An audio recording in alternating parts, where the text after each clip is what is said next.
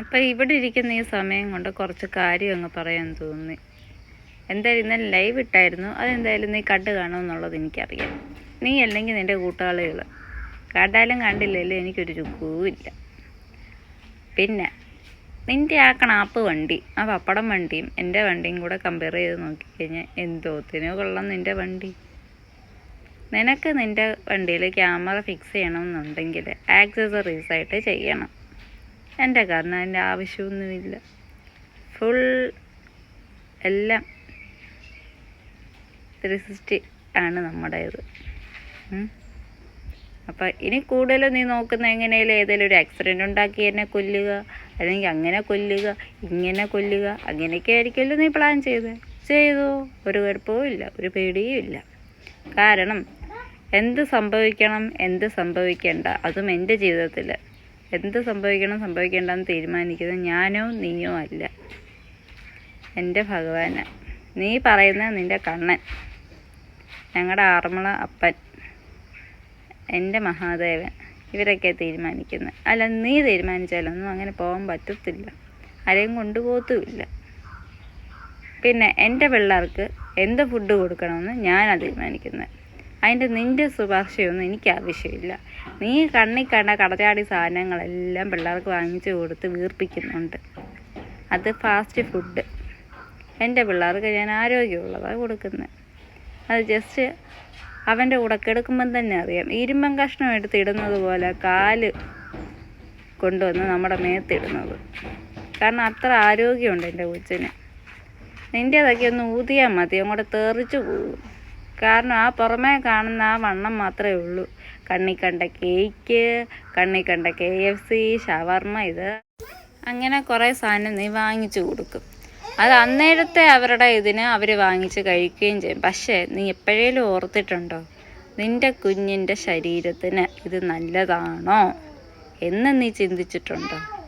നാളെ ഒരു പക്ഷേ ഈ മയോണൈസൊക്കെ ഷവർമ്മയൊക്കെ കഴിച്ച് എത്രയോ പേര് മരിച്ചിരിക്കുന്നു. നിൻ്റെ നാട്ടിൽ തന്നെ ഉണ്ടല്ലോ. അത് പോട്ടെ, അത് നീ എന്താ ശ്രദ്ധിക്കാത്ത? അതൊന്ന്. രണ്ട്, നിനക്ക് പറ്റുമെന്നുണ്ടെങ്കിൽ ഇത്ര മറ്റുള്ളവരെ ചെയ്ത് വിളിക്കാനും വീഡിയോ ചെയ്യാനെല്ലാം ഭയങ്കര തൻ്റെടമല്ലേ.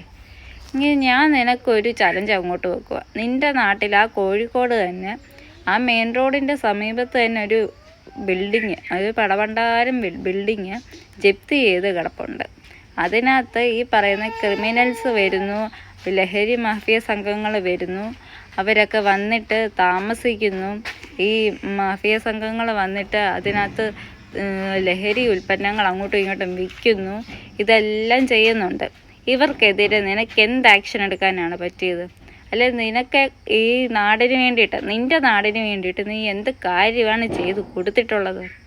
ഒരു കുറേ ചീത്തപ്പേരല്ലാതെ വേറെ എന്ത് നീ ചെയ്തു കൊടുത്തു? ഹണി ട്രാപ്പുകാരി, ഭർത്താവ് ഉണ്ടായിട്ടും വേറെ ഒരുത്തനെ കൊണ്ട് നടക്കുന്നവള്, ഇതൊക്കെയല്ലേ നീ ഉണ്ടാക്കി കൊടുത്തിട്ടുള്ള പേര്? കോഴിക്കോട് അല്ലെങ്കിൽ താമരശ്ശേരി, ഇതൊക്കെ കേൾക്കുമ്പോൾ ഫസ്റ്റ് ഓർമ്മ വരുന്നത് ഹണി ട്രാപ്പുകാരി, ജസ്ന സലി. ഇതൊക്കെയാണോ ചെയ്തു കൊടുക്കേണ്ടത്?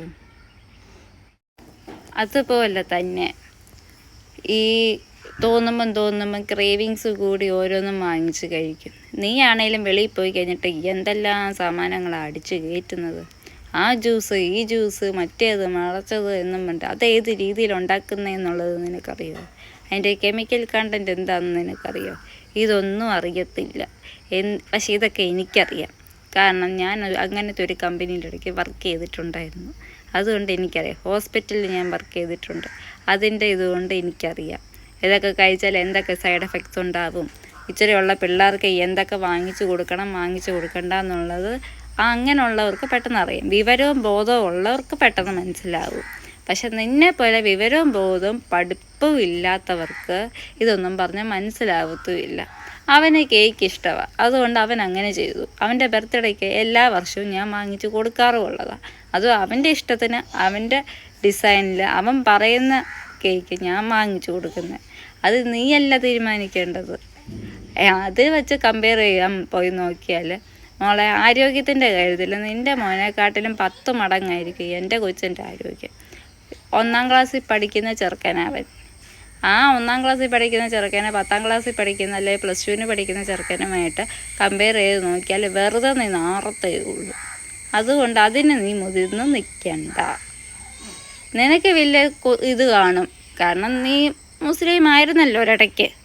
ഇപ്പോഴല്ലേ മതമില്ലാന്നും പറഞ്ഞുകൊണ്ട് നീ തട്ടമെല്ലാം അഴിച്ചൂരി എനിക്ക് മതമൊന്നും വേണ്ട, ഞാനങ്ങ് മാറുക എന്നും പറഞ്ഞുകൊണ്ടിരുന്നത്. അതുവരെ ഈ മട്ടനും ചിക്കനും എല്ലാം അടിച്ച് കയറ്റിക്കൊണ്ടിരുന്നത് നിങ്ങളെല്ലാവരും. പിന്നെ നിന്റെ ഉമ്മാൻ്റെ വീട്ടിൽ കയറ്റുന്നില്ലെന്ന് പറഞ്ഞില്ലേ, അതാദ്യം പോയി നീ എല്ലാ പ്രശ്നങ്ങളും എല്ലാം ഒന്ന് സോൾവ് ആക്കാൻ നോക്ക്. എന്നിട്ട് ബാക്കിയുള്ളവരുടെ കാര്യം നോക്ക് കേട്ടോ. ജസന താത്തേ.